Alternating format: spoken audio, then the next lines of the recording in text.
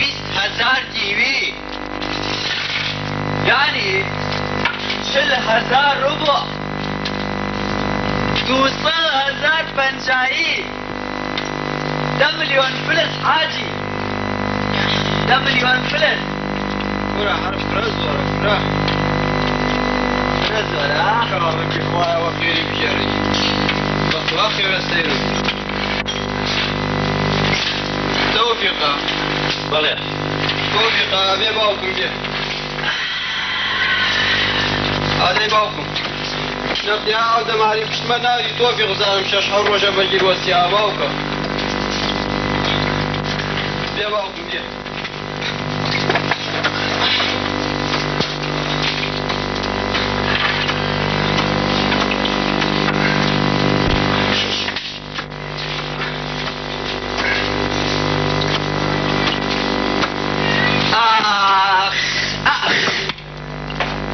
اگر بوم در اشیاء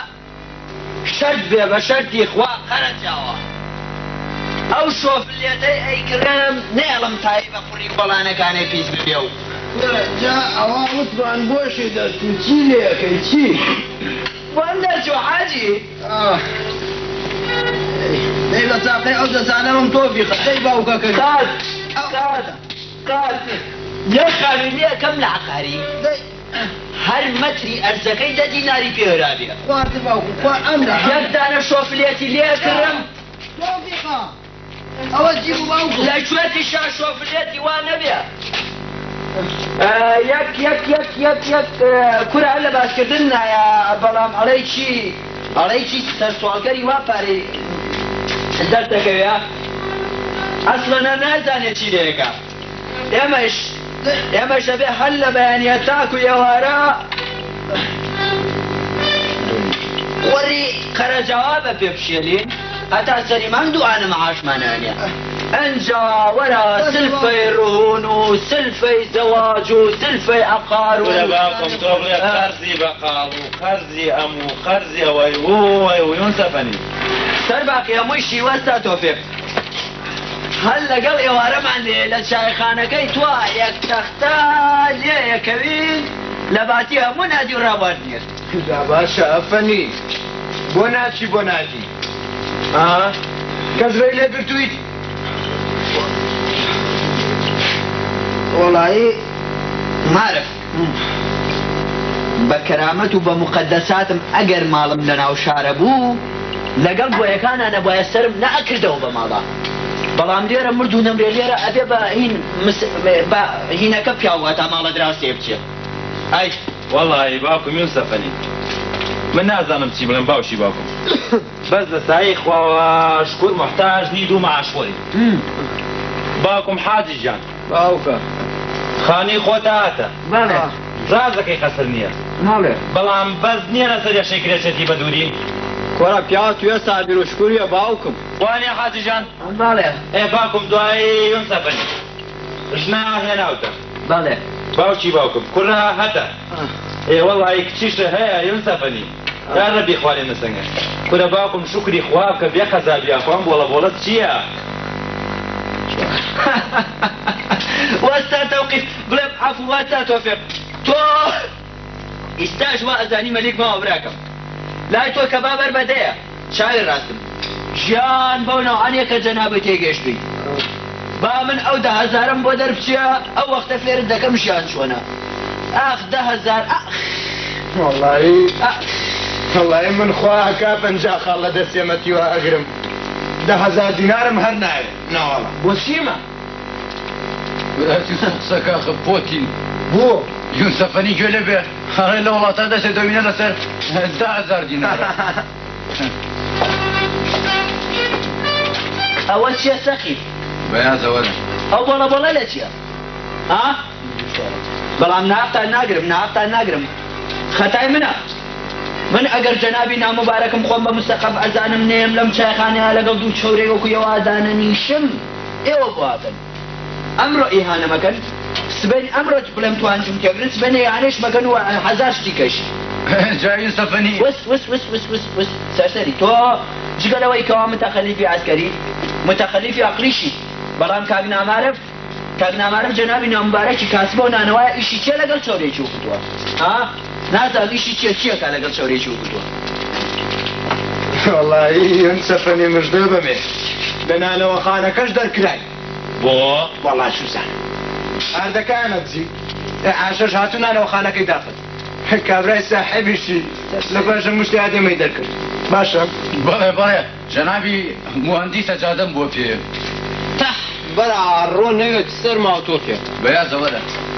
وەرە خۆتە فەڵی بە ئاسمان وەی بەسێ بەخوا ساڵەکەی سەختە ئەم ساڵ حاجی باوکم ئەرە بە قوربان ئەم شەو کەبارەکانە نەماڵی ئێوە داگرت ئەلادین و شتیوایتیان نەبوو ناوەڵا تۆفیقەوە گشتی پلاسکۆم لاسکۆ قەوسەڵە و شتی وا بوو ئارەوەوە حاجی ئەڵێم جۆزانەوەی ئەو جاران بۆتان ناڵ ناوەڵا وێڵ سەفەنی سرف ناوێ و جۆزانەسەوە هیچ سرف ناوێ جۆمارە بە تەام و تۆ لەگەڵ دەستەیەکم بۆ بێنێ لە شار ئەرە بەڕاست بیرم نەبووی سەفەنی ئەرە تەافنی دابەزیەوە بۆ شار شۆ بۆ ڕیاسەی سەحا بۆ تاقیبی تەرفیعەکەی ئەی وەڵا بەخوا براویش مزەمی لە سەیرە ها گر ڕۆژەها لە ناو شار و لێرە دەرگای خەسەخانەکەی خڕدا قسە کاولی کرد ئەمە چی عیب نییە ئەبی بەیازەوەرە ئایدەوایە حاجی تۆ سوزانی شێمانە چۆنە دوێنێ هاتۆتە شارەم ڕۆ بەتەمای بێ بە مفەتیش ئارە وەڵامی هەرجی مفەتیشیە خۆی بۆ مفەتیشی گوێراوە بە ذاتی خوا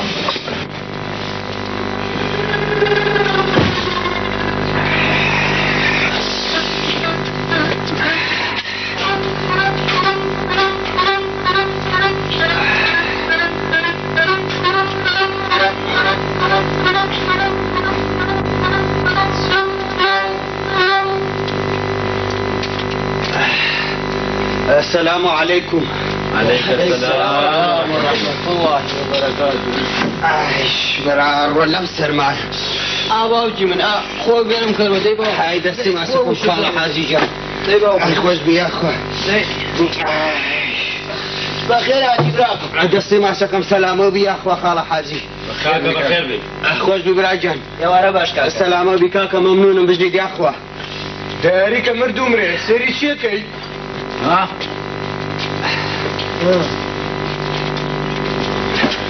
عليم أما دي وجرا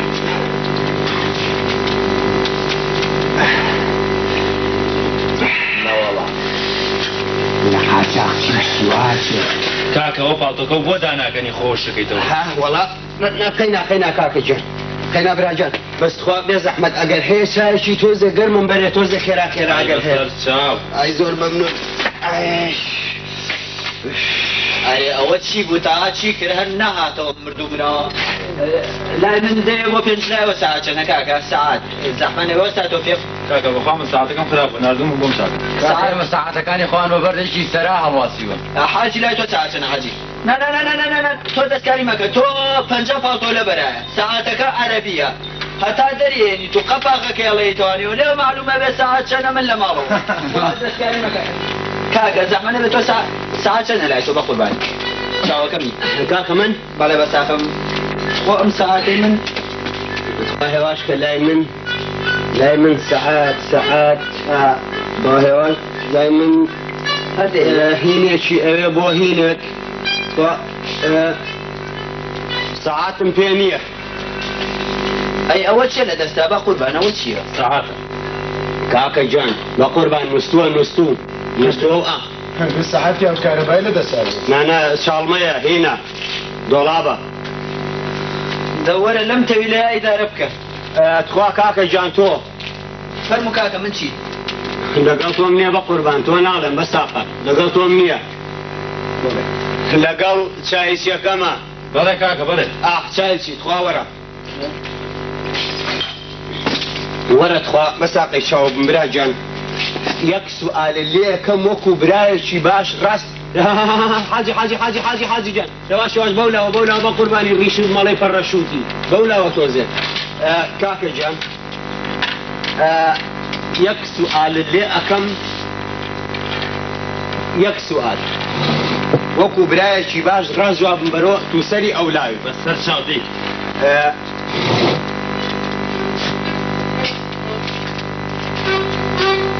زەلامێک ئەناسی لەم ناوە یەکێ بناسی کەسێک ژنێ مناڵێ پیاوێک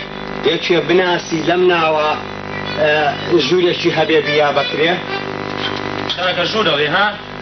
بەڵێ ژووری بۆ حاجیاڵێ بیا بکرێ ژووری کرێیانی ژوورێکی گەرەکە بۆ کرێ باو کاکە بەڵێ بەسا خەپیە زەحمەت منیش یەک پرسیارە یەکەم کوستەری خۆ ڕاجۆم بەرەوە والله باش جواب بدەمەوە بەسەری تۆ بەسەری خۆ فەرموو باشە کاکە تۆ چەند سەد خێزانە هەیە باش بوو ئەم سوالێ کرد باش بوو تخوا تۆ هێواشکرد لەوێ هێواشکەم بیستونۆسی کاکە جان زانشی بەساقان من هیچ نە مناڵم هەیە و کەسم نییە هەر خۆمم سەڵت و خۆڵ مناڵم نییە کەسم نییە هەر خۆم ئەرێ باشە کاتۆ پێ خۆ پورمەنی ژوورێکی چۆڵی هەیە بە قورعان بە زگوتیشیە وەرە ئایدوو لۆزەنگەریتیان نین هەی بەخێر بێتەوە یاخوا حاجی هەڵێ لە جوێی گەهانستی ئەینان گواستەوە بۆ شار ڕاست دەکە ڕاست دەکە هەستە پیشانە بە ئادێ بە ساقەی چاوم لە کوایە هاتۆ ناحاج حاج حاج حاج شتۆرە تو حاج کاکە کاکە کاکە ئەها چاک سێکە چاک وایەواش کاکە ڕاستە کۆڵانەکە بینی ئەها شتێ ماڵ سەوزەکە دەرگا سەوزەکە ئەوسەر قازەکی لە بەردەمایە ئەمە قازەکی لە بەردەمایە قازەک توورە بابە ئەوە قازەیە عەرەبانەیە کورە کاکە تۆ چاوتەنەکەی ئەوە قازە ئەها مناڵەکە لیا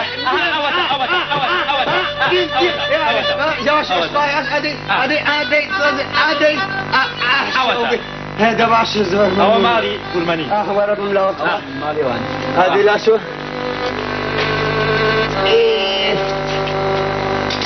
بەخوا شوێنەکەی شوێنێکی یەکەمە کاکە شوێنەکەی شوێنێکی دووەلیە نا شوێنەکەی شوێنێکی منتازە منتاز بە مۆنتازە بەخوا شوێنەکەی منتازە باو شوێنەکەی شوێنێکی زۆر مەزبوطە مەزبوط هەروەڵا شوێنی چاکە شۆبیلە وەرە دەی وەرە زانسەنێک ئەو بەڕاستە والله حکومەت درۆم نییە جارە بزانم خۆ چەنە پێ ئەپی بەیاز ئەرە فەتەنجان برارتن و چەقەنە لێیانی چیتە مردون نەمرێ دنیا هەڵسێ تۆ بە پاشی یاری ناکەی گدیش وەناتی بۆ چوارشان لەو چاقانەیە دەوڵ زڕنامان بۆ لێن ئەو بەڕاستە ڕوشەوەی کە ئەو پولە چی لەبەر پێتان ئەیت ناکەی گزیەکەی تی داینێنەوە تەپۆ وەناتێ دەسە چۆرەکەی بەم نابسڕی ها یەک دانە فلز ناما بەڵەکەی کار تۆفیق ئەو چوارچیان ورە ورمان لەسەر کرد بەو کەعبەی حاجە بوو بەکرد دەستی پێوەگرتەوە یەک فلسینان نەبەخۆ کاکتۆ فێژیان و شوارشەیە لای مافەم خوا حابێت کاکە وەرن چاکانی مەساخنەوە دێنە دوومە تۆ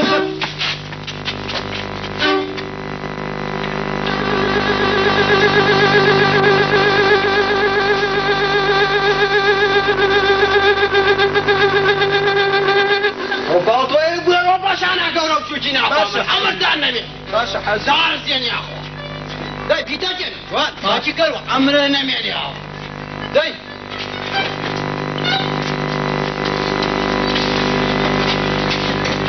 دارزێن بۆ خاتری پێغەمبەر دەستەی مازە چاوشتاوێکی بەقەم عیب ناکەنێ ئەوم زمەزلێتان لە چییە ها یاخوا داوەشێن وەرە وەرە تۆفێک وەرە کاتەوە چییە کاتۆفێک وەرە وەڕامی پارێزە نەبەخوا نەبەخوا ئەیشی عیب ناکەن بۆ چوارچەواکەن ئەوم زمەزلە کان تۆفێق خۆم والله بنەیە خۆم نە یاخوا داوەشێن بۆ خاتری پێغەمبەر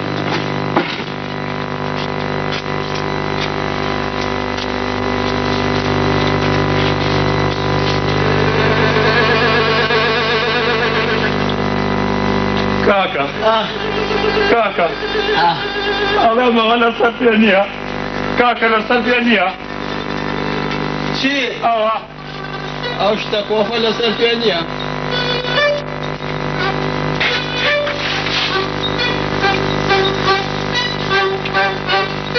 چیتانە مردووتان مرێ ئەرەوە چییە بۆ خراوە چای نەخستن باو کردو هیچ نەخۆم یا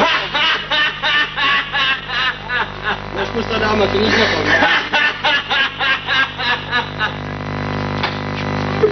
یاخوا داوەشێن بۆ خاتری پێغەمبەر باشە یاخوا داڕزێت توخوا ئێوە پیاون توخوا عیب ناکەن ئەوە بۆ نەترسی مردووتان نەمرێ وەرە مەترس حاجی خۆتۆ دنیا دیوە بێ قەزاوی توخوا عیب ناکەن لە سیلاحە ترسن وەرە بابە مەترسن مەترسن وەرە باوەم ئاخر سیلاح شەیتانە وەرە مەترسە حاجی جان مەترسن بە قوربانتان بم کاکە ئەم کڵاشینکۆفە نییە ئەم کڵاشینکۆفە دەرزیەکەی شکاوە دەرزیەکەی شکاوە دەرزیەکەی شکاوە باوکم کە سلاحەکی دەرزیەکەی بشکێتی تەقەنا نایکە تەقەنا دەرزیەکەی شکاوە تەقەنا مەترسن تەقە ناقا دەرزیەکەی شکاوە مەترسن تگۆرە بابە دەرزیەکەی شکاوە باوکم مەترسن کاکە مەترسن بەقوربان یۆ بۆ نەترسن ڕاستەکە بۆ ترسن بەڵام کاکە براها تۆ گوێتیەوە باوکەکەمی یەژەم تۆزیان مقایەت خۆی بە بەخوا ئەوە مەخبەرەکەی ها بەسەر سەرمان جا قاوە حاجیجان بە قوربانی ڕیشێ بم مەخفەر و پۆلیسەکان چێ بەسەر منەوە من هەر لەگەڵ وتم خولەم کە وتم خولە چەخماخ کە بڵم خولەم ئیتر کەسەقینێ بەسەرمەوە نە پۆلیس نە مەخفەر ئیترەکان چێ خاڵە حاجی بە قوربانی ڕیشێ ئەوە نەزمەترسن حاجی مارف چەخماخ یعنی چی؟ سوزانم یعنی چرخ يعني شرف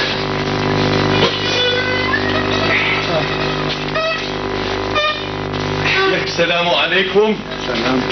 خوا كاولي كابوت شاركة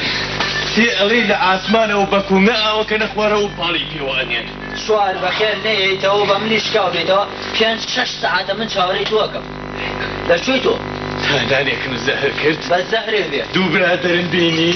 دەستێ دۆمینم کردبوو بە ئێوەرە ماڵە بە قوڕ نەگیرە ئەرێ باوکم تافەنی گیان ئەرە کارەکە تاوا نەبوو وەرجێ بەجێ نەبوو بەخوا برا ڕئیسی سەحە لەوێ نەبوو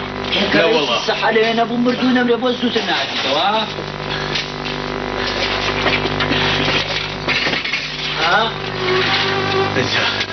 تۆ با بۆ بژێرمەوە بۆ هێشکان بچمە ژوورەوە تا بە فەرتەنەیەک چوم هەویەکەم هێناوە لە سەکەتەکەمان لە ماڵی پورم بەجێما بوو تا هێنا پیشانمان جای کردێن بە ژوورەوە ئەو خەسەخانەی ئێوە ئەیبینە مەپرسە پڕە لە پۆلیس و مەعاون و ژن و مناڵ باوکە ڕۆبرا ڕۆ فەرپەنێکە مەپرسە کاکەتەها بۆ خاتری خوا هیچ قەومیاوە باوکم مەپرسە یا الله حاجی یا الله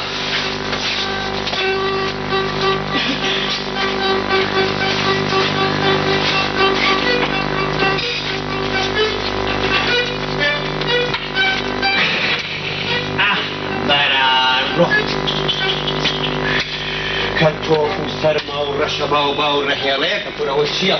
وبخوا دنيا كاوله بيت على وشيا فوقوش ناكاتو وشكاتواني کاکە محمود جان دانیشەوە قوربان بەلە چییە دانیشە باوکم خۆ لە سەلیبە کەسە گیری نەخوازە بە قوربانی ئەو چاوانتە دانیشە باوکەکە شەڵا خۆشەکاتەوە کاکەتەها بۆ باوکم تۆ نەوت چی قەومیاوە جا من سائقی ئیسعافەکە هەموو شتێکی بۆی ژەڕابوو تۆفیق چایخانەکەی سمەجێڕ نییە؟ چایخانەکەی کۆڵانەکە تاریکەکە دای ئەوە قوماروشتی تیا کرێ و مەرکەزی شەقا و مەقاوەشەوە بالفعل شاكن شكون ساعتها باشا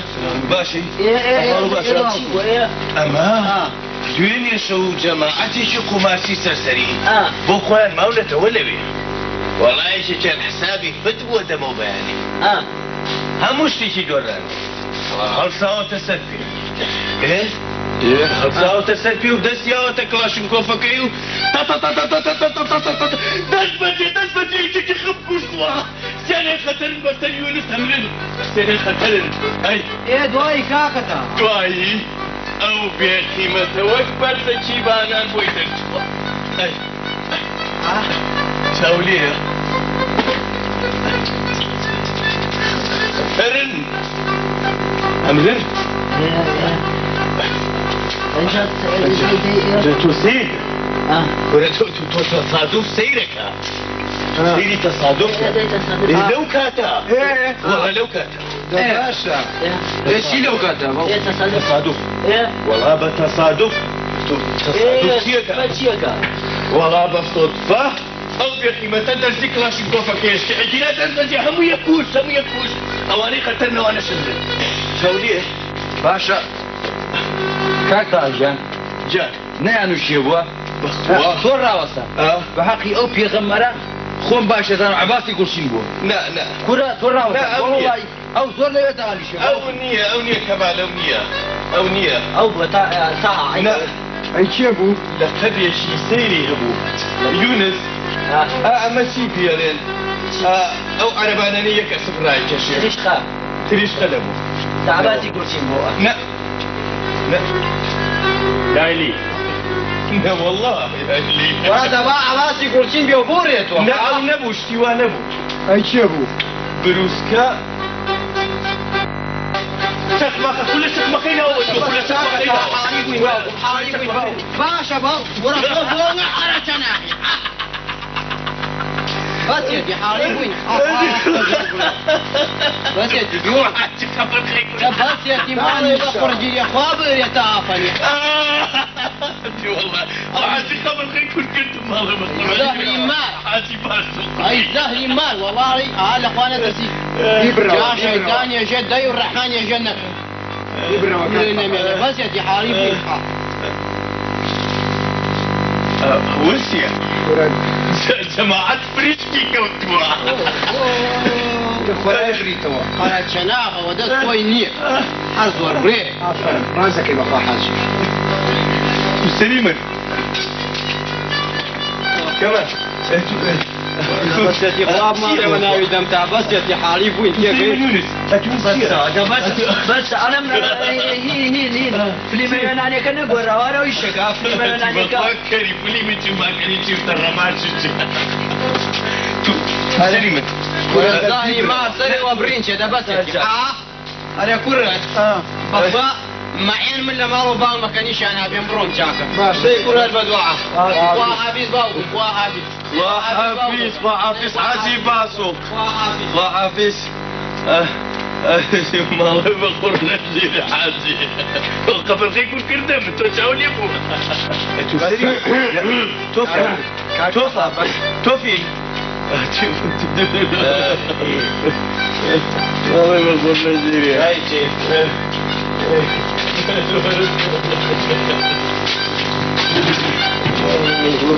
ئەڵێم بچم بزانم لەگەڵ ئەو پیرێژنا ڕێک ناکەوم انشالله رێگەکەون انشالله باشە ئەوە تێکستی خۆی کەوت بە قورئان خۆی کەوت تەڕە سافەوە خلیسکێ آخر هەر چاکەکە بە قورئان خۆی کەوت بە پێغەمبەر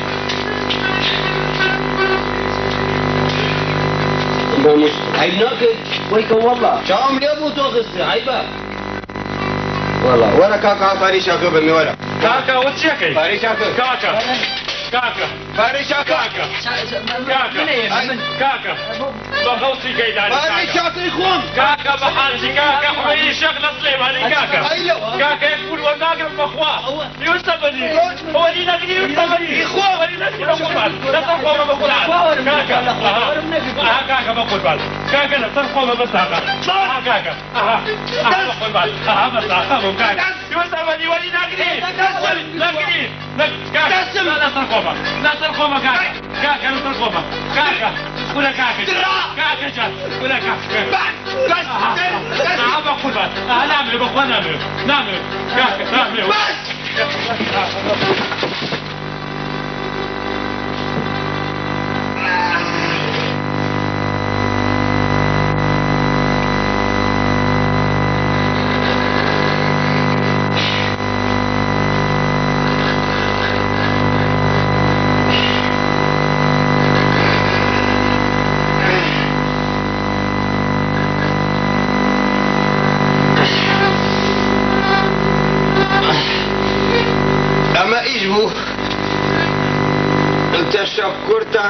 كم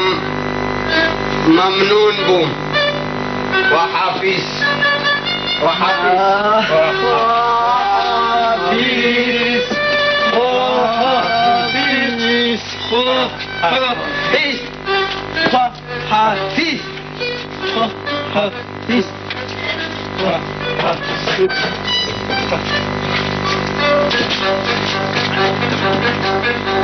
وحافظي بالروح الروانم تاجي سنسري الطعام الصبي شوف يا اخي ما تقولي ما كنا شوف ودينا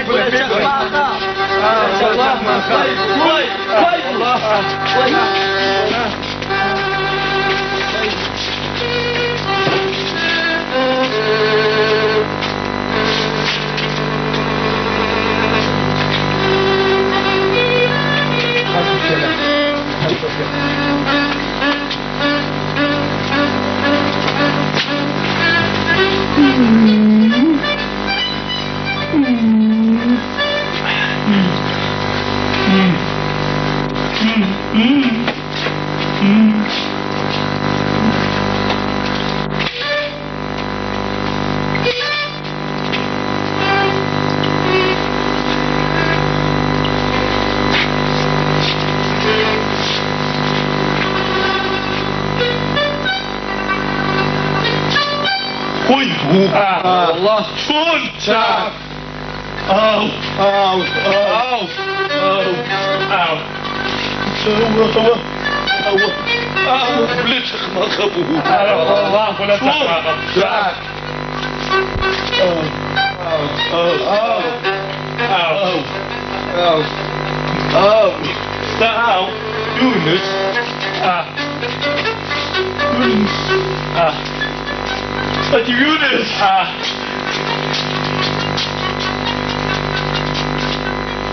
أخوي أخوي ولا تخبى خبوة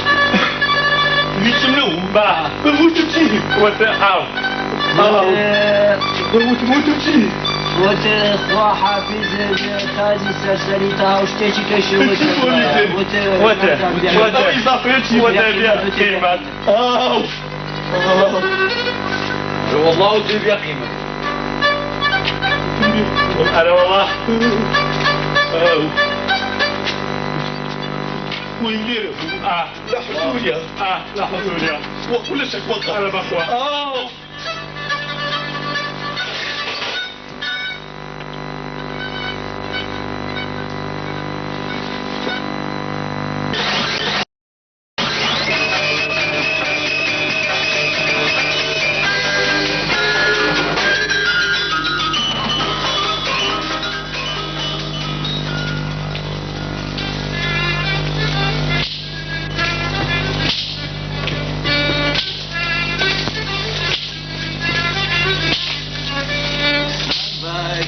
أمن قربادي أمن خبادي خبادي أمن قربادي أمن خبادي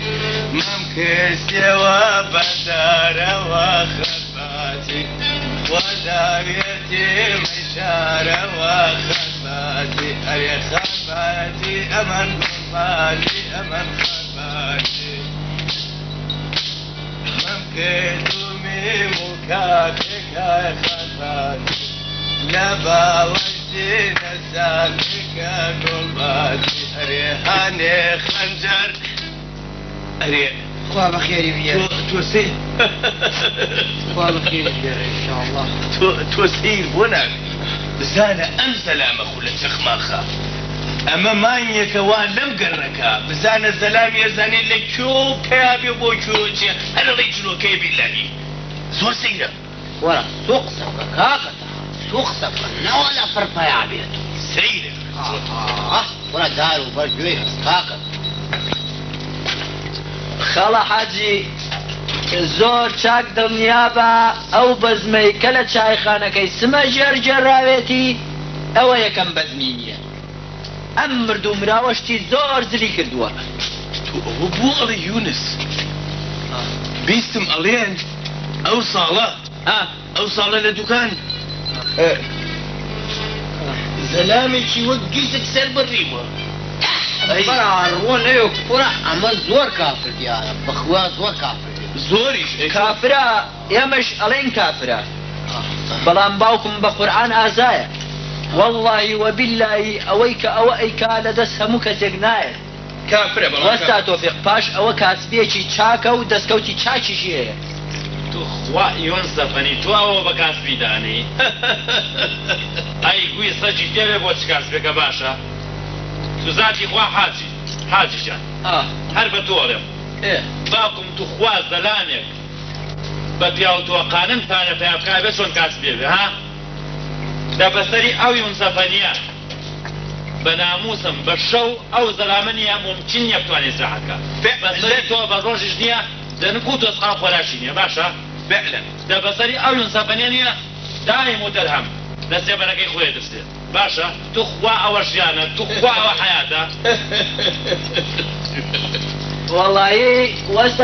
وەستا تۆفیق قسەیەکەکەم عاجز مەبە بە ناموس و بە کەرامەتم بە مقەدەساتم ئەگەر من و تۆش وەکو ئەومان لەدەست بەهادایە خراپتریشمانەکەن باوکم والله وبالله ئەم مردومراوە کەوتۆتە مووقیفی واوە شێ خۆی زۆر بەخیرەت و بە پیاو ئەزانێ بکەوێتە ئەو نوع مووقیفانەوە خۆی پیس دەکات والله وبالله شتی زۆر مهمی کردووە تو خوا ئەگەر نەیبڕیتەوە شتی زۆر مهمی کردووە دەبەسەری ئەو یۆن سەفەنیە ئەوەی جەناب بەدەی فەرموویت و ئەو کاک مەحموو کردوێتی و گوایە لای تۆ مهمە بەسەری هەر هەمومان بە دوو خێریوەک و کەمان و معرف کردوێتی باشە حاجی تۆ چۆ بگرە ئاگا لێ بۆ هەرکە زانیان پیا و کوژە چۆن کەوتنە دوای کنی و بوون بە کلچی ئاگا لێ بوو بەسەری حاجی ئەو بە پشتیەوە لە حیم کراون تۆ چیان کردووانە وەڵا باوکم ئەمەیە وەیە ژن چی کوڕە باوکەکەی ئەو کوڕە لەش بێکارن بەخوا هەر چاکە پارەی پاکەتە جغارەکانیشیان بەیان فعلا دەسا بەزاتێکە زاتی خوای ئابە و چاوانەی خۆم بیان بینم ئالەویانە ئازەلام ڕوودکەنەوە ناحەقیان ناگرن فعلا گوی سەغن نەبڕایەوە دارزێناوە زەهری ما ئەوە لەسەر قسەکەی حاجیە هین نییە کەمال ئەو کەمالی کە لێرە کەمالی ڕەفیقی مارم ئەیوت هەر ڕۆژەی دەمانچەیەکمان هاتێ و خۆشی هەر ڕۆژەی دەمانچەیە دەڵەگری ئەمە چێ مردومراوە شەمی هەیە چی بۆڵێ من پورەمەنیچ هاتە لام بۆ خەستەخانە شرقەیەکە بریا شەبایەوە بووم وتیەمەتی وەکرێتەوە دەرگاکە لەسەر خۆی داخە ئیتر تا بەیانی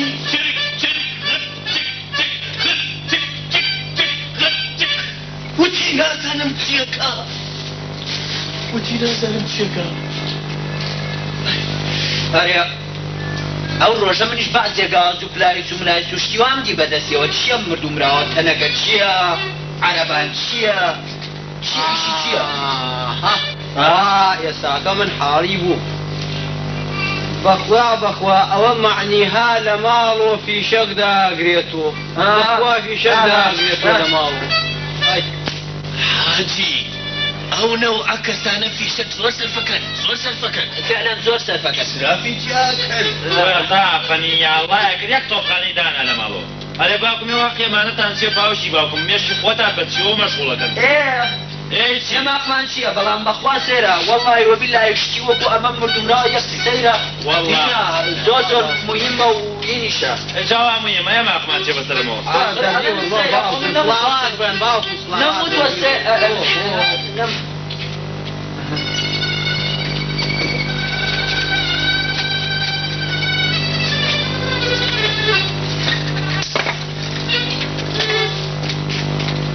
صحتان وعليكم السلام ورحمة الله وبركاته يا أخوان كيف كاكما تشكر دكم ورحمة باشا كاكما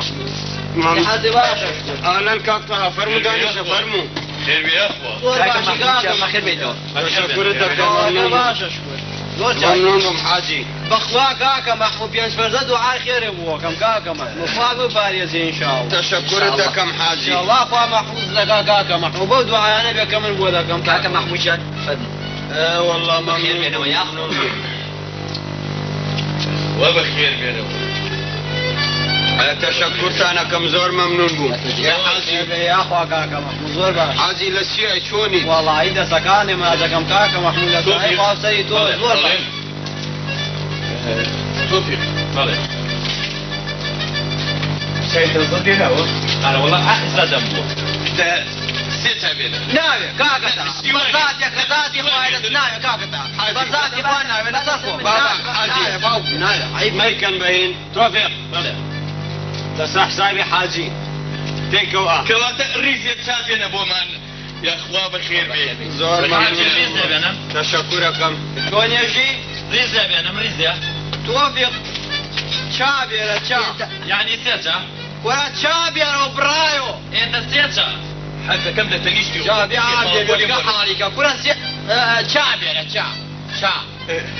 شابي انا باوكو ايه باشا شكون سي حسري باشا تشكر باشا باشي بين كاكا باشا بين ان شاء الله تشكر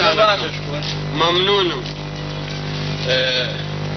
بيلم وهي تيغلي وألم ألم تيغلي كاكا محمود هو كجناب تان ليرة تشريف تان برده دروا الدنيا وارا هاش ايوا وبتقا تخواو ايوا نبون خواي زاني هيج نبو هيج نبو توفيق بس سري ايوا دنيا شو كاللي راح استام تماشا كم جماعتي هي شوفوشو بقيمة ها حاجي جانازانم بو من دانشتبونيان بو اكيكي جولي توفيق بس سري ايوا بتقى هلم بري ونبلين تاشو هلم برين تابشتي باخذ ايماني شغلتي توفيق دقيش لي بلام يكشد هي بابيتان بلن تقوى لو انا من يجنبوا بم لبر اوا خويمو ورا بياي الرشيد يا شلون هذا خويا جربوا ماوكم يا خويمو توفيق زانتي دارم يكبر سيادات فرمو توفيق هذيك هاي محمود بابا واحد يكبر سيادات تقوى والله يا كاكا حاجي بزاتي خواه ديونينيا لاي مزاد خانك ولا مزاد خانك ايه شرط بيشكم دي لدوا اين كاك محمود وكاك محمود جان تو نبوي لا والله من بوم بو والله هيك شربها كاك محمود جان زانم باشا كاك محمود جان او الم ناتر يعني الم مخصم او الم خراب نيه لو نوع جانا خود رخي ينصفني بله بو خرافه بو ها اخر كاك محمود جان الم نوكا بشاو خرافيا كا انسانيا كا صلواتي لبا بقذابي صلواتي لبا صلواتي لبا بو ينصفني بياو هيا من اللي بترسم هيا من اللي بترسم ها وبياو هيا من اللي بترسم اخر انه والله كاك محمود جان بلا من علم النفس شوندوما على عادر او كساني كانساني معقول ومحترم ونجيب وخانان وبياو انساني وكو جناب خود عاساي هر انساني زور وحرام زاز فريان بيبن الشو بلا وبا بو تخفيق الجنوة جاء اوا يوصفني كتاب وافق او كتاب مجلة جريدة روزنامة قوفار وانا اشتمال جاء او روشة جماعات يبوين نشاهانك او قاف دانش تبوين يششان باسين يشكر سلامك باسي زلامي شكر كقوايا ام زلامة بتاقي تنيا شو بقش سيا زلامي برشاكا من يشوتم كرة برو حتى مردوم جا وتم اوا كاغ محموها يا رفيق الشو والرجمة ومستمر بيك وينو لمنالي ويكتري اناسينو نان خواردن ونستن وهموش تكمان بيك وتم حلال من ليك جا وتم او كاغ محموها هنا كاد وتم بتنيا درقتي يك 10 ديا وايا ينصفني تشكر الدكم وايا جاوتم او كاغ محموي خزمم ليك كاغ محموي خزمم وتم او كاغ محموي خزمم هنا كا وتم درقتي 10 تيشيت بقول عنك تشكر ينصفني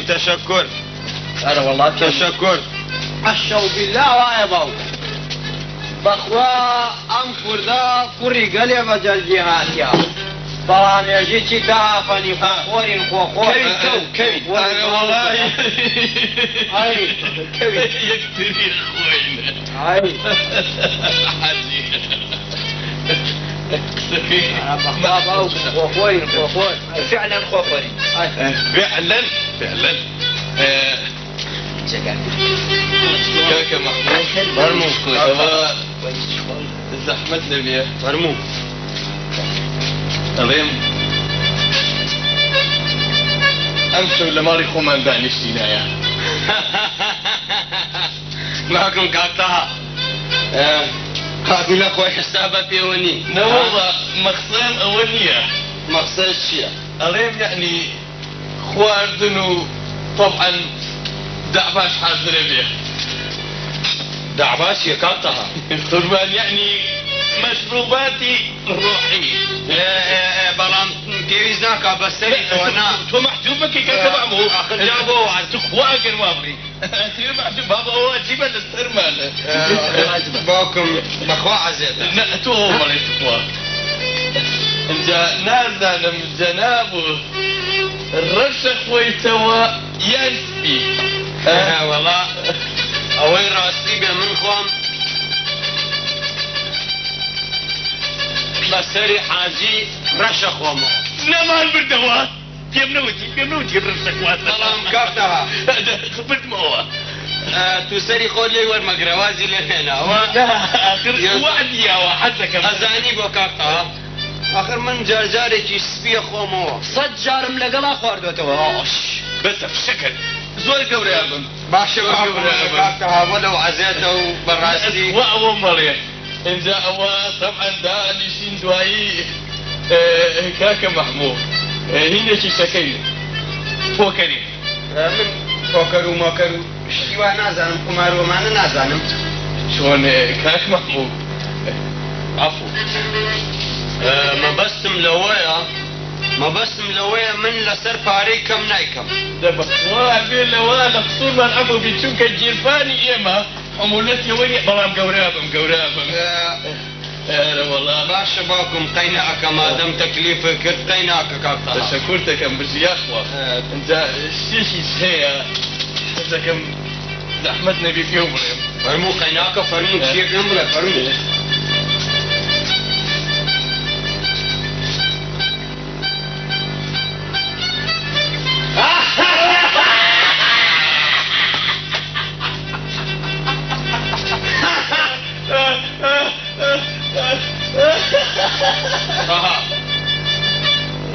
أزاني شي بشرف وناموس منامي كذب زاني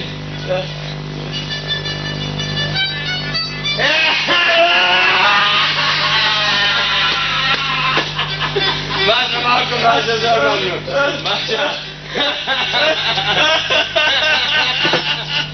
ماذا معكم تذكر ممنوع ماشا باشا تا کوری باش بۆ چێ بشتین دەبایە مەش باشا معكم تاجە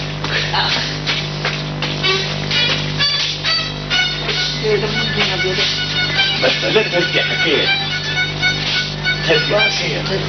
بەخودە چەخماقەی سەخیف نەبێ بە کەسی کە ناکرێ بۆچی چییە یعنی ئەوە مهمە واخوك تازاني لا تو زور كريمة جديش زور كريم کامان کەری والله تو زور كريم زانم مەمەزادیم زور كريم بو يا بصراحة سركا كيف خوش زور كريم شو ما تجيبه اخر وقت كذا نمري آخر شيء خو مهمة يعني شيء زور مهم ومهم تري شد همومي مكانك وتشاوتان دراز اخر وقت كذا زور كاك محمود زور قورابم راستك قورابي باشا باكم كافتها ممنون بوم براستي براستي زور ممنون بوم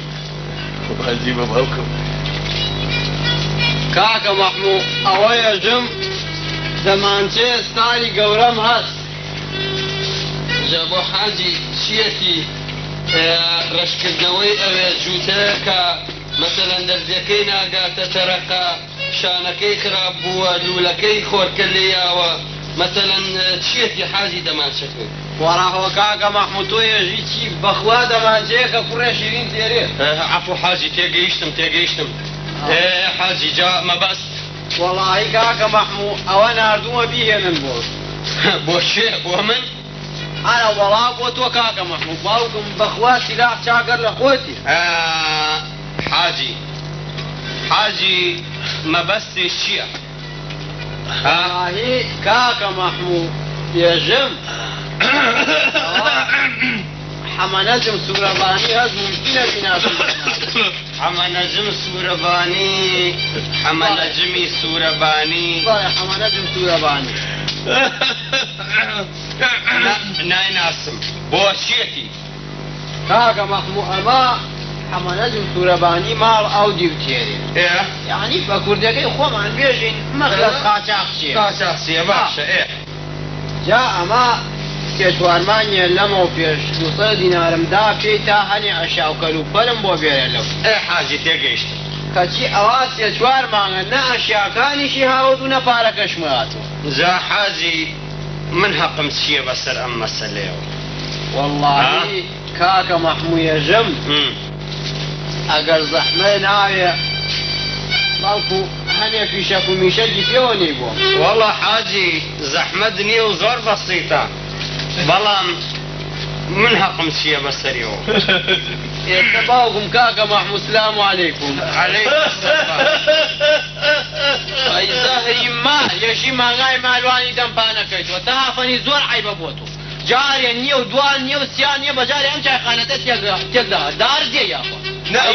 هو تعدايا انا توصل قرافتي خوك فقط يد ما غاي مالواني دار دي يا اخو دور عيبه بوتو تعدايا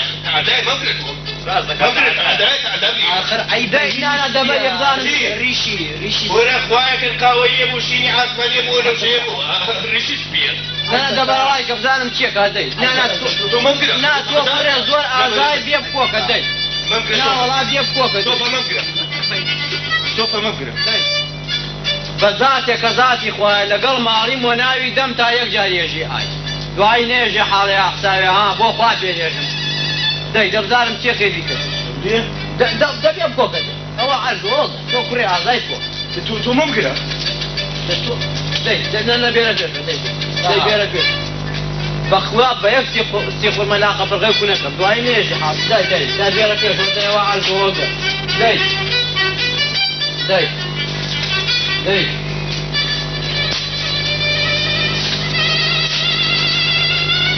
داي زانم تشيك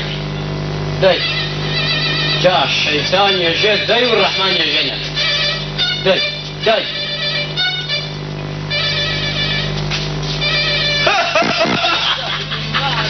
شيء وفادي عمري يا عم ارجع يا اخو الواد يا اخوتي كم حاجي قرنابي اي خو زور جواني تو خواته ما شاءت روشاي خوك بخوايا جيت المخلاتي شيطان عمري النبي يا حاجي يا حاجي جوابكم بوتا فنيش بها واجي لي بينا ولا برخاتري خاطري خوش نيه يا حاجي هذا محمود يا جم يا جيت شي يستبعوكم وفو اشياء كاني نهاول اذا باقى ركم بيان حاجي بسيطة باشا جاكي بساقي او جاوا ازاني كي حاجي او كاتي كتو دمانشكر هاني كاكا محمود دمانشكر بوتي رم بلان بساقي او جاوان تبم جاري اللي فيه شاتشي حسير مياني خاسي بكبو وعيش هني في شاكو ميشتي بيولي باشا بسيطة من بكمال ومعرف عليهم بسن هالرشي كي زور محترمي لبكا باجنية والله كاكا محمود بمزناي اخري من وقتي جاني اخري وخرك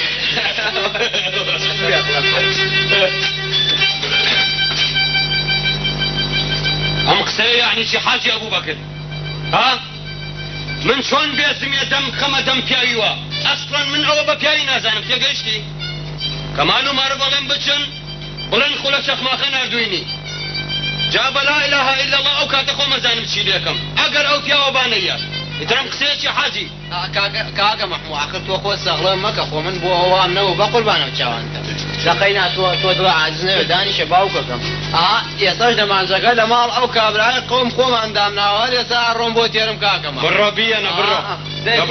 خوا حافیز باوکم بڕۆ خوا حافیز بێت حاجی باوکم بارێ چاکان وەرە دەقەیدی کەیدەم پێ خۆڕا ناکەم ئیشەڵا خوا حافیز حاجی پلاسپۆ کاک محمود ڕۆزیە ئاخری تەختەکانی خوارم خێش بەسراوە ئەوە بەڕاست هەرێ حاجی جەنابی خۆی بۆ ناچێ حەقەکەی خۆی لە حەمە نەجمی سوورەباری کسێگە تۆ وا بڵێ خرمڵی کامرە ئەرێ یۆسەفە خۆیەوە پات ئاگادان لێ بوو چی بە ماڵی وەستا شۆکرد فعلەن تۆ فعلەن بەڵێ وەستا شەوکەت شێیە تۆفێ وەڵی کاک تۆ ئێوەز بن من خۆم بۆ یەجەرموو ئادەی بەم جێرەرەوە کاک محمود جازایشی ئەم حاجە و بەکرە نییە کچێکی برازای هەیە باوکی من حاجی هێنا لای خۆی و لە مەکتەب دەری هێنا هەیە ليش ياخذوه متوسط قربان لا مكتب بوا انا والله جاء مريم حاجه وبكرين يا قربان دراسه مريم وتشوكت بويا هاتي وكي وسا شوكت حزي لبرازاكي حاجي كردبو يا مقصكم جاء هاتي وسا شوكت يا قربان صابر شيء لك برازاكي حاجه وبكرا كردبو جان بەخوا شتێکی بە لەزەتە جا وەختێ کاک تۆ وز بە هەموو ئەزانم خۆم کاک مەحموود ناشار ماڵی وەسا شەوکەت نادیانە خواردنی کشتەکە حاجی ئەوبەکریش پوولە چییە وتی 500 دانە دینارم نێنێ هەر نایەوم لە ماڵە بچێتە دەرێ ماڵی وەسا شەوکەتیش فەقیر بوون کوڕەکەیان مۆزەفێکی بەسیط بوو وایە ناشار باشگەل بوونەوە چی بکەن ماڵی حاجی ماڵی وەستا شەوکەت بڵێ بەچێم حاجی ئەو بەکرە نییە بەوەش وەزی لێ نێنا قوربان کردی بە یەک بەزم و ڕەزم لە گەران هەتا هەر لە گەڕەکەگە ژەری کرد والله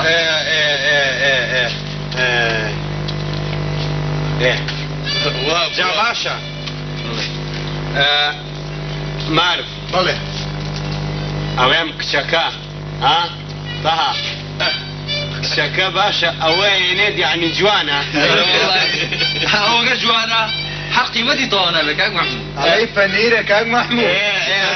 پەنیر ئەرێ یونس پەنیر لە منتوجاتی شیرە جا باشە معرف تۆ سەیی لەو مۆزوعانە باشە زانیت تۆ معرف بڵێ کچەکە ناوی چییە؟ ناوی نەزیرەیە کاک محمود نەزیرە نەزیرە کاک محمود شتێکی زۆر نایابە یۆسەفەنی ممکنەوە بێت ممکنە نایاب بێت وایە باش کاک محمود بەڵێم بۆ نایهێنی چێە؟ من بیرەنم؟ نا بابە نا بۆنا والله وبالله ئەمەنە جوانە هەر قابلی جەنابتە یۆن سەفەنی باوکم کەی نەزیر بەکەڵکی کاک محموودە بەخوا بەکەڵکی نا ئەم قسەیە معنای ژێرەوەی فعلا معنای ژێرەوەی توفق عيفا لا أزانيتي يعني تو أتوي بلي حاجي أبو بكر أيا بيك يفياوتر لكاك محمود أي باخ كي من وامتو من مقصامة ذاتي من مقصامة باش ئەوە شێ داوای ڕێی جەنابتی کردو تۆ لە خۆتۆ تەداخل بقربان تامیون بس بابا خدا باكو مزاني مقصام شيء والله أخذ من الزانم كاك محمود بابا خوتي بقوم أنا أقصد فيها وناقل كاك محمود والله مقصام أوي إنساش نيا أو كشان نزير يعني نزير إنساش قليبة كركي وساش وكتوي بحقي كرعة كرة بس بابا عيبة باسي كز مكان عيبة باسي مكان عيبة راسك عيبة والله يعني عيبة مقصيتياك أنا بخو عيب خوي كاك محمود أقلو إدراجي مداري لهي ما باشترة يعني أخوي تاكي خوي باسي مكان عيبة دعي قسيشي ليكن أقرين بو دوای قسەیەکی لێکەی لە دواییە باش نییە کاکتەها دوای قسەی لەکەین باشە بەڵام ئێستا من تا بازار ڕچم بێن کاک مەحموود وەرن تا سەر کۆڵانەکەی ئەو دی وەرن بەڵێ باش حافظ جەمال والله منیش ئیسمێ تا بازار ڕم حەزەکەم لە گەل کاک مەحموود بۆ حافظ بەدوعا جەماعەت حافظ والله منیش ئەڵێم هەتاکو دنیا تاریکەوە ماڵەوە بەرم بۆ ماڵی خەزورم بەڵک و شێ سەرێکی نادیبە جا باشە یون سەفەنی نهاتەسی لەو سەر بەتەنیا بێتەوە ئەی ئەوە نییە لە کەیەکەوە تەکبیری ئەوە ئەگەم کەشێ لە ماڵی خەزورم بمێنمەوەی چەند چام لایە چا کاک یونس ئەفەندی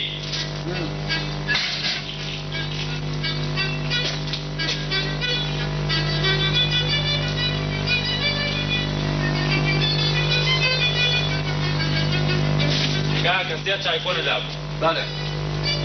چایەکی ئەمڕۆ ئەمە چوار بەڵێ کەوچێشەکە تافەنی خواردوێتی کەوچێشەکریش تۆ ئەمە پێبچە تەها بە خوزە قورتی بێ و بەڵام بگرە ئەرێ کاک تۆفیق بەڵێ ئەڵێم وەڵا لە کێکە و لە خەیاڵی ئەوام ئەڵێم تۆ بڵێ ئەو کچە بنبەوەتی خوێڕیە ئەی بۆ نایەنێ باوکم بەسەری تۆ ئەو کاک مەحمووە یەک دۆست ئاسوور بێ لەسەری حاجەوە بەکەر نییە بە کراسی بەری خۆیەوە یاتێ وەڵی خۆ ڕاستی شەکەی هەر لەگەڵ دوو فیشەکی نال دەخواست بێنی حاجی سەری پێوە نییە ئەرێ ئەوە چییە ئەم مردوو مراوە ئەم خولە چەخماقەیە زۆر ئینسانێکی هیچ و پوچ و سەخیف و منحەقە کورە منال لە خۆمە وتم ئەرێ ناوت چییە بۆچی ناهێنی هەر ئاواش بەو زمانە بێم وتتم بۆ ناهێنی کەچی لێی بوومە ڕاست زۆر سەخیف و منحەقە بەڕاستەوە یون سەفەنی ئەنجا کە تۆ ئەوزانیەوە سەقیف و میحنەتە باشە پێم ناڵی لە بەیانیەوە ئەم هەموو مامە حەمەی و ماستا و ساکردنەوەی لە چی؟ ئەمە چێ وەستا تۆفیق چی؟ ئەم قسەکردنا لە چییە؟ من مامە حەمەیم کردووە؟ نە یون سەفەنی تۆ من ماستاوم سار کردوێتەوە؟ وەڵا تۆ گەرمەتە کردەوە کورە بابە کاک تۆفیق من ئەگەر یعنی من کابراایکی مستەقەفم ئەسڵەن هەربێزم نایە مەرحەبای ئەوانە بکەم ئەوانە چین؟ بەڕاستەوە من ئەسڵەن ئەگەر لەبەر موجامەلە نەبێ هەر یعنی بەخێر بێنەوانێ هاخوا بەخێر بێنەوانێ من ئەسڵەن ئەگەر لەبەر موجامەلە نەبێ هەر بێزم نایە جگەرە جمهوری کۆم کێشم بابە ئەوە تۆڵی چی بەخێر بێنەوانێ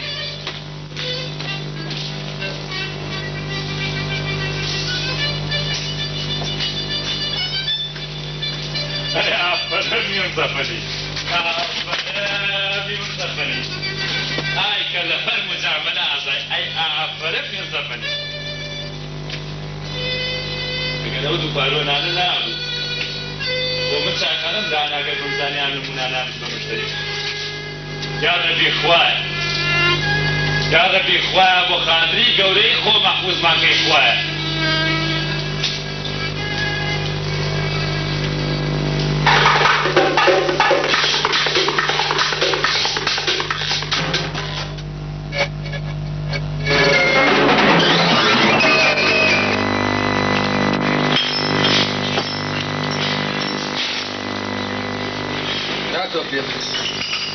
تۆ شەکرای خۆ وەرگرۆنە؟ بەڵێ وەرم گرت خوا مبارەکی کاکانمان تەشەکورت دەکەم کاکە زۆر مەمنون بوو مبارەکی کایەخوا تەشەکورتان زۆر مەمنون بەخوا بەڕاستی ئێوەش عەزیەتێکی زۆر ئەنکێشە چاولی عەزیەتێکی کاکە مەحموو واجبە یعنی قابلە هینە ئەوە کاک مەحموو ئاگار نەبوو کابرای مەلاکەی و پارەکە کەمە کوورەوتم باوکم عەرەبانەکە و ڕاکێشتانی کەمە جاوەڵا خۆ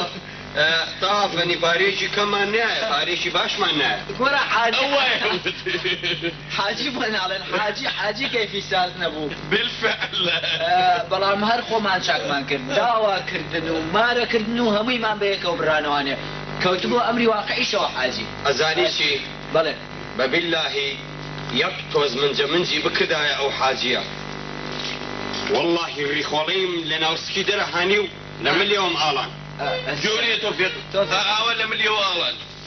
كاك محمود زور لسر كيبون بوي انا طاعة جان فرمو كاك محمود رخصتي بستاهل شي لو كم هادي بلي عليهم نزير ايه كشاكا يعني نزير ايه قصة وشتيواي نكر قصة وشتيوا عيب لي قسيكي بو بقربان كم نوتي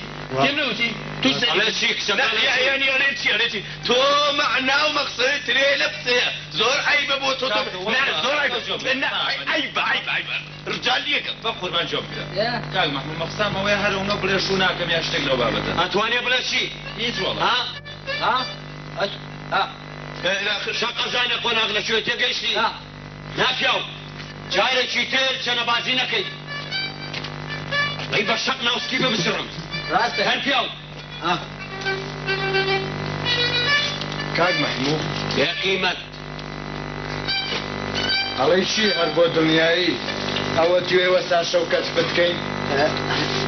لا بابا باسي مكان بقرعان راسك كاك محمود وشني وبوتينا هل بي عزتني لا او خواردوا اسانتر لا بابا دانشن كاك محمود نيو ساعد نابا اي كوشينو ليبنو ينو بابا دانشن من كاتيق لسر سفر بمكزناك بجم دانشا اما حكمته قسي كاك محمود حكمته راسك يعني كان محمود بيرشمي وغرا فرموي والله يوسف اني انت يا شمايا راس بالي نزير اقرمو يكسر بو بخا بيروت لا والله يكسر بو قلات الزهر فيروز بي اخوة فيروز بي شهر العسل فيروز فعلا شهر العسل فيروز بي اخوة كاك محمود يا زحمة بو سيبو خلاص شولة جماعة اوين راستي بيت اغا كاني او ناوات جوابي عن وانا دوم كبسم سريعا ليبا ومن وقتي خوشي يوسفني بله ايشي زورم بو كردون اگر يستا نسم الين او بيزينها سلمان ليبا انا بر اوي فعلا الين فعلا باشا كاك محمود طبعا ابي امجبي طبعا نا بابا بيويز ناكات اوان خويان لوي مجموعات فانكسيه خنا دوام زور باش لبي اخواني خنا دواي ريزي خنا دواي اخر كاك محمود طبعا بيرزك هنا كل اخوان سينا باوكم اما همو بيريك ابو ما برنا بتونا والله باكي باكم شن روجك لو ناواب هموي حفتي لو ناواب مو يمو ان شاء الله ايتر قابيل قبوي ناسم خير ان شاء الله اولا اليوم بنابم زويا مو كمال والله تولي رداني شاب معرف بله ورا تاو فاروشم جماعة دستايا مو اخو حافظ وافي سامي يونس لبي اي خنا دواي اي خانه دواي كمال دؤمني شيء عدل ماشي يوسف نيناكي مطالعة كم مردونا ألف ليلة وليلة كواكب النجوم يعني استيراء دستي دومينا من بوبينا ايه لسيا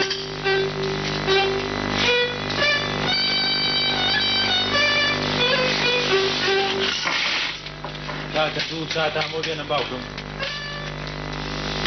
مزور سيريا وبكام نغري بردومينا تاكتا جان ميكن باوكم ميكن ناسوا بينا اتواركيتي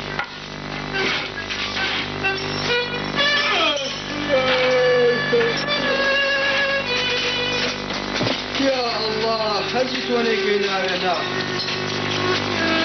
حجيت وليك نار السلام عليكم عليك السلام عليك السلام ركش تشاوبك عليك السلام ورحمة الله خوا حاجي بخير بي واخوشي كافر محمد ديرك حاجي مرحبا وسلامتك يا ابو تاجي يوصفني حاجة جان بخير بي كوش بتوفيقه عمري بخير بي دوشش وادواني عمرنا ابو خاتم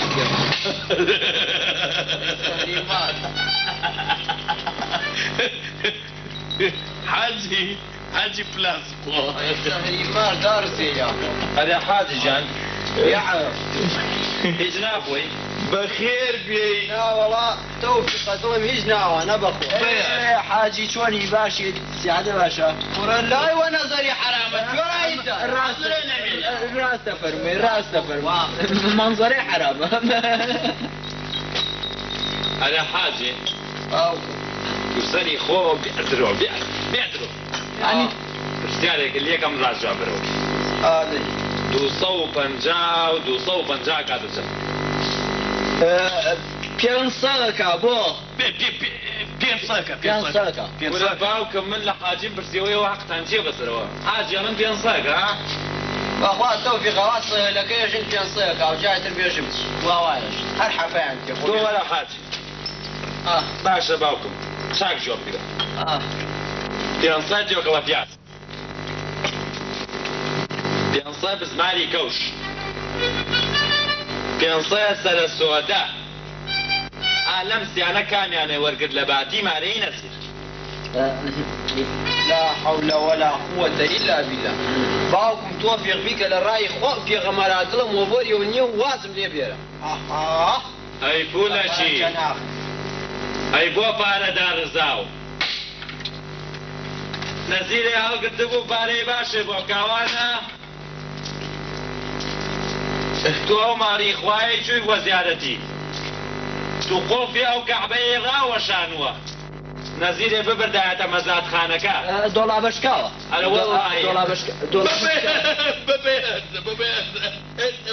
هەر وەک دۆڵا بەشکاو بیبردایەتە مەزادخانەکە خوا ئاگای لێیە خوا عەلیمە پارەیەکی چاکدیانە لەوەی کە کاک مەحموویا بوویە کە لە پوت هەڵی گرتبوو پارەی باشە بۆ بکاوانە ئاگال لێبوو چۆن حەلاش و بەلاشە دەستی دەرێنایت تاک دەستەکانی خۆش بێتە بڕۆ ئاوە دەردەی بێدەیت ورا باوكم توفيق بك وخاطري او شيخي سيو موسى لكولم برو واصم لي بيرا جا برا خركا جا خركا كرة من بروم شاكا جا سني تولى ويشب وارد يدا شاي خانه شي وقت ورا عيبه اول شيء تاكتو في خلاب عيبه بردونا عيبه زعلنا ما زور عيبه انا وشيه هيجني يا بابا زاني شغالة حاجي زاني شا زور عيبه بوي زور عيبه شا عدي هلا الردال قرأت زاني شا كاس وسي حمك ما وسي هو توفيق فني خلا حاجي خدوري كاك محمود تيجي باش بخميش كتبه هو يبنى سيريكا دموداني هارم تيجي شافش نانجي تو برما اما يعني شلون كاك محمود تو سري تو برما ولا فوق بحقي لا اله الا الله دانشي ليكم انا تو بيوم ناري ام نانجي بيلسيا انا كاك محمود تو اسمي بنا كاك محمود بيوم ناري شيء باوكم چه ئێستا باسی کاک مەحمووی کردووە جەنابە سەرچی سیری قنچی پیازی بەریە تاقنی والله لك يكم تو بەریە بەریە بەریە خۆش بێ بەزیاوە نەوەی کوڕی باش نیشتە نیتە بينجا ولدي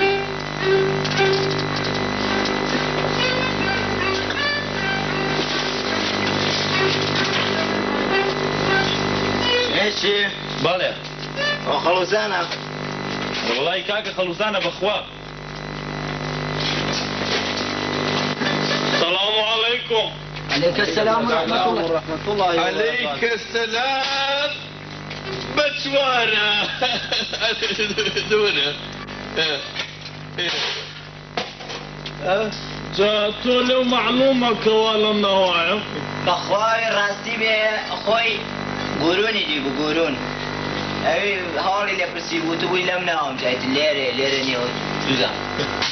بەخێر بی دووسێ بەخێر بێت کاکە بخير براك بخيراتي کاکە کێ من تۆ هیچ ناخۆی من ئێوە بادو شابي چاوێ بچوانە بەسقڵی ئەو تەسادفەکە ئەرێ چای چی بەڵێ کاکە زەڵامێک ئەناسی لەم ناوە شەخ ماخساس بێ چەخ مەخساس یعنی تفەمو دەمان چەوشتیوە چاکاتەوە لا والله کاکە بۆ پیان وتی گویا چەخ مەخساس لەم ناوە بێت من بزانم زەلامێک هەیە لەم ناوە باشە کاکە ناو ناوی چییە؟ ناوی خوڵەی چەخ مەخساس خوا باوکم چەخ مەخساس لەم ناوە نییە بەس لێرە کوڕێکی لێیە شەخ مەخساس لەم ناوە نییە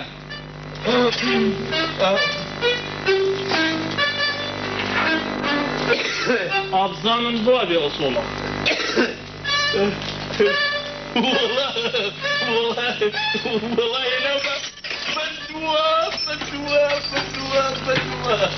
هەزم دۆمی ناکەن بەدووە هەی ئێمە چەکەی خاڵۆ ئێمە پیاس باکەین لێرە ئێمە سێباز و ئاشە بە تەنورەکەین ئاشە بە تەنورەکەی ناکەی چاوت دەرێ ملی پشیە سەور بێتە کاکە ئەوانە میوان ناتوە دانیشە بابە دانیشە باش سۆحبەتەکە گەرم نەبێ خوا تۆ بگرێت تۆفیق ئەمە ساڵێکە لەی دەستێکی زیای بێن ئەو برادەرە خەریکە سۆحبەتەکە گەرمەکە بەخوا من نایکەم فەرموو بابە وەرە دانیشە من نایکەم بۆ پیاو هەیە ئەم دۆمینێ لە شەردەستی ئێمە دەبینێت من نایکەم یعنی ئێمە پیاو نین ئەگەر بە شەق لە ژە دەستمان دەرێنای هەوەی بە شەق لە ژەردەستی منی دەرێنێ خاڵۆ ناودەمی پڕەکەم لە فیشک ئەی شۆن من لەوانە نیما من لەگەڵ کاک مەحمووەم کیە خۆی بە پیاوە زانێ با بچێ قسەرەکەم بکە کاک مەحموود کێیە کاک خولە چەقماقە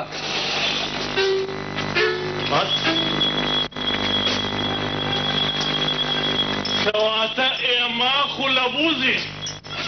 دوور نییە حەبەشەکە نەژەوی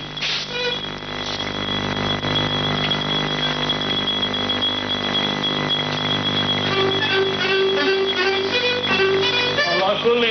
عفومان كاك ما وتشيبو كمال كاك كمال أبي عفومان كي نمان زاني كوا جناب الله كاك محمود كاك محمود شاي إما يوتاجي سرمانا وقبري همو معنا بشيت سلام أبي جانا زاني اللي ما خوش بيانا جمالي شي أما الأشغال ذاكاش شي جاي كاك كمال أولا ما يريبكين فرمو باشا كاكا كمال كاك محمود او پیاوا كرة شوارشانا كنيا بخوار شاشي ناناسي برباوكم كاوراشي كلاقتشي قوزة باشا كاك محمود دمانچەیەکی چواردەخۆری ئەو قەیاری قسمی کۆن هەڵناگرێ بەرەوە تۆڵێکی من هەموو زمە ڕۆژینەوە دەمانچەی هەڵەگرێ باشە کە بەڕێگا ئەڕوا بەڵای چەپا ناشە لێ وەڵا ڕێک و ڕازەڕۆ یە قەردابی یاخوا دەمێکە بە خزمەتی کاکە مەحموود نەگەیشتوم باشە شەرواڵ و ستارخانیەکی وەک ئەمەی من لەبەر ناکە وەڵا خەڵۆ هەر ڕۆژینەوە جلێکی لەبەرە ئەی باشە ئێستا کاکە مەحموود لەکوێ وەڵایی لە دەرەوەی دوورنیاوە تۆدێکی دەربیانە بێت تا هەستا باێمە بڕێ جەماعەت آخر لطفا موعدي مطالعة ما هي مجاملة بدعاء أريا قرر بخوا معين من لما ربما ما كنيش أنا في مبروم بعض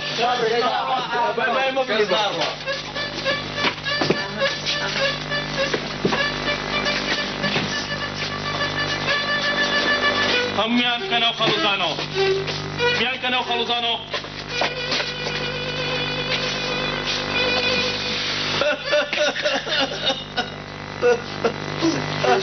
يلا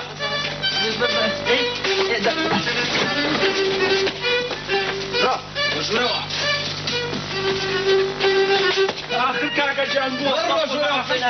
هو بخور بعد خلا چقما خیلت وقت من بناسم بەدەستی خۆ شەش کەسێ کوشتووە بوویتە هۆی کوشتنی شەشی تریش لە دانیشتیەکە لە یەک قاپ کەمتر ناخۆیتەوە تەنانەت ناوبانگ لە بەغاش بیستراوە بەردەکرد بە هەش مەلهەیە کەفارە و پول نەئەیە هەش کاتێکیش گرفانی خۆ بە بەتاڵی بدیایە تەنها یەک چاوبزکردنەوە بەس بوو بۆ پڕکردنەوەیان جازانم وەک جاران ماویاننا ئەو کارەبایانە کوژێنەوە باشە باشە مەمنون مەمنون باشە باش ئاگاتان لە خۆتان بێ تۆفیق تۆفیق تۆفیق ئەوە چی ئەڵەی کارەبا نییە تۆفیق ئەوە جەماعەت لە چۆن تۆفیق بەخێر بێ تەشەککۆرت دەکەم مەمنونم براجان مەمنون تەشەککۆرت دەکەم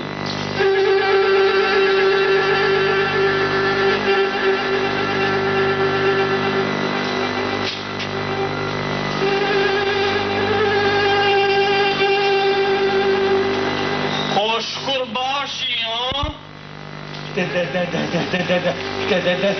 دەستی ماچەکەم کاک مەحموودجان عەشقور چاچی سەلامە بی یاخوا کاک مەحموودجان ئەوە بەخێر بێ یاخوا شکور چاچی کاک مەحموود بەخێر بێ یاخوا خوا کڵاشین کۆفەکە بۆ چاکردم کاک مەحموود بەڵێ چاکم کردووە ئەم ئێوارەیە بۆ مەهانیتەوە تۆ بۆ هاتی کاک مەحموود خۆ هاتی ئەو عەزیەتە کێشە ئەترسم فرۆشتی بێت و ئەم جلانەشی لە پارەی ئەو کڕی بێ ماشەڵڵا ماشەڵڵا دەمانچەشی پێیە کاک مەحموودجانی خۆم نییە ئەمە هی کابرایەکی ناسیاومە یایمەتێت خوا فەقیرە کاک مەحموود دەستکەکەی شکاوە هی خۆم نییە بۆی چاکەم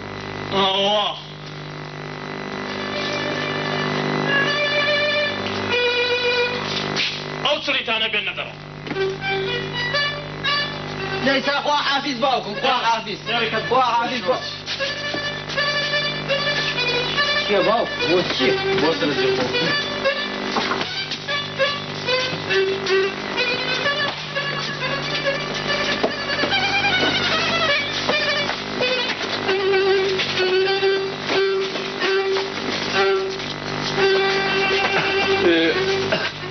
السلام عليكم جماعة السلام عليكم وعليكم السلام ورحمة الله وبركاته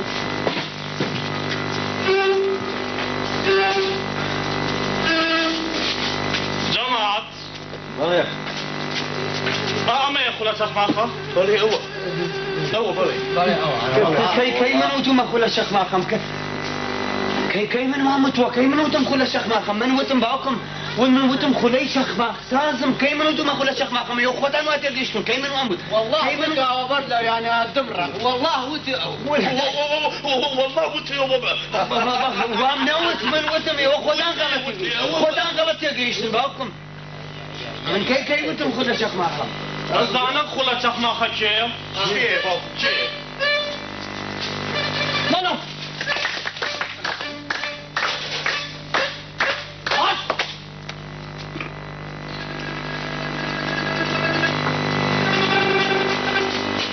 هل يفترس أقل شعورتان بوايا أتانساني خلة شخما فساعاتي بيميل لدزناكت أي ساعات بيميل دولابو كنتورة كركوا ها؟ كاك محمود والله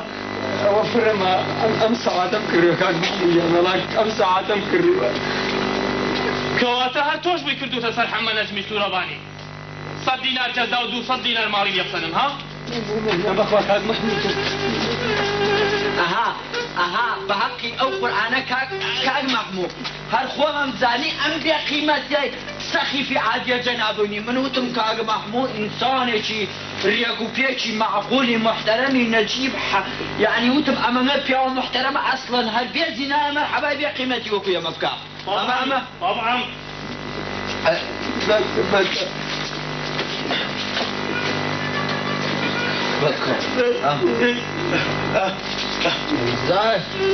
جماعة نوك عمرنا مينياو كاك محمود وكو جنابتا تشريفتان هنا أبو إيرا وضع أمشوا لخدمتان أمينها راسك قورا أمين راتك يا جورات كاك محمود والله لقل طيبين كاك محمود بشرفهم هتكسيش بلي وكو فروز بو آورو دكين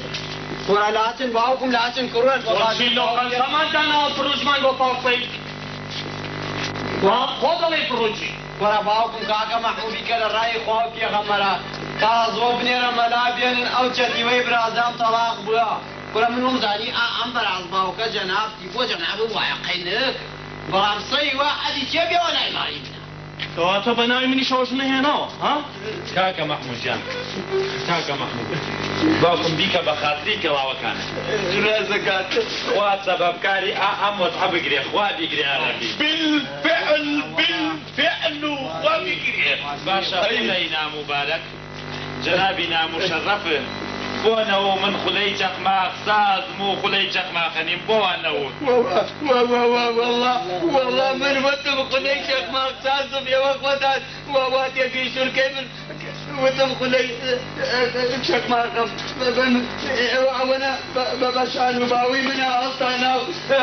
دمس ترسام متما كم احترام من اقرب ترسيم من كيف اموت باشا كربا اوی تراب آسانی بی بیتا سرها بخوا كاكا محمود بذاتي خذاتي خويا اما زورك الرعي وشاقر رانا انا بخوا يا اما كاكا محمود نيازي اوي بدوايا وي او تشكي يوم لدى الزربيان يا اخوي لو ترافي بيجر ومجرى قائم كاب بخوا وساوتانتي هناك والله نيتشو والله نيتشو والله بك وبنا يا ناس دمرة الرعي يا داخل نبي جابوا من بابو بيرو تنسي بابا برنتا فاش ناروا لطفا بتعرف يمكن مجاملة الأخير من موعد ما هي يعني فاش ناروا يونس فني والله ما دام باورتان بند شكل کرد ابي همو بدستم دی خوان دعای خلاص خو ما دارم چی لیکم اوي بجوله توي كوزم على دس تسبرا تزولنا والله اوي بجوله توي كوزم تسبرا دس يا تقاني شبو جراك يا بمرقيك يا قمر والله اوي بجوله توي كوزم تسبرا البيع قيمة أنا همو احترامي من أنا قلت وتنزاني من فيها وكجم بوي احترامته يعني أوي فيها ونكجي احترامي ناقرن بس نزولي كسر نزولي بقي سبوت عشان غداك نزولي والله ما يكوشم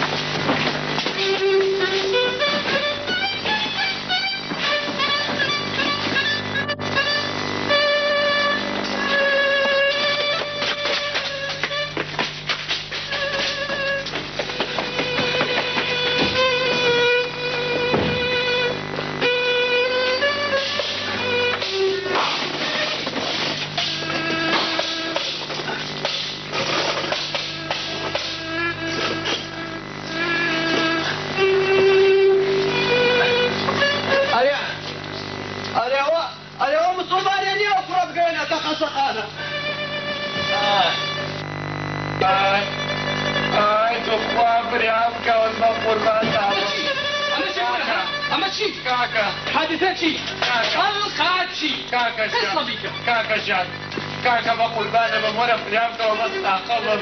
كاكا شاتون بابوخا سقاليك كاكا توزع هاو مرسين كاكو وكاكا كاكا شات برد كاكا شاتو حادثة شي كاكا طلقة شي كاكا شات خون شي كاكا بقواي شفينيا قصة كاكا والله يشفيني بقوا بقول عن كاكا تقواي ورخ كاملة عايبة وكرت وقوا بريالكا كاكا شات تقوا بابوخا سقاليك خير دقا كاكا بابا كاكا بالضبط حادثة شي طلقة شي قصة كاكا شات بقول بالك كاكا كاكا والله كاكا زنادك خوي وجابك اللي عاد بو بشر بقول بالك كاكا شات تقوا بريالكا وعاقل تقوا عقبا وكروها حادثة شي طلقة شي قصة بكدي کاکە ژیان بە قوربانێ بم بەساتە بم کاکە خولەی چەخماقە و خولەی چەخماقتان زیان بۆ بە شەڕ بە قوربانێ بم کاکە ژیان ئاها بەساتە بم یای باوکەڕە تو خوا کوردم تۆ خوا دەتم خوایە وان خوام لێگەت تو خوا کاکە بم بە ئای باوکەڕە ئای تۆ خوا حادثاتي طلقاتي قصة بك كيف کاکە جان دەبم مەبرسم بە قوربانێ بم شۆسەنی ئەو قۆڵانە ئێستای شەشادێکی شادی گوشتۆ خێراکە فریام کۆزومە بۆ قەزەقانێت و خوایەوە کاپسانیە ئای باوکەڕەوە کاکە حادثاتي طلقاتي قصة بك كيف کاکە جان قیسەی چی دیکەم بە قوربانێ بم کاکە جان تۆ نەخولە چەخماقا نازی و کاکە جان نەخولەی چەخماقان بە قوربانەکەمە و کاکە ژیان وەڵی کاکە جان نەمن لە تۆگەم بە قورعان کاکە جان نەتۆ لەم نەگەی بە بیلایی کاکەی نم قیسەی چی دیکەم بە قوربانەکە و کاکە ژیان ئای دوو خوا سرسري توجمن دايما من کەیسمان دامەتەوە سرسري تو خوا توجمن دايما من کاکە کەیسمان دامەتەوە تو خوا مەگەڵەیەوە فمركز هذا قربان بما هذا الساقم وكاكا جان تقوى كاكا جان مردم اي هواي باقر روما لما تدلوا كاكا تقوى بالبيت يا بابا تو كاكا مردم هذا قربان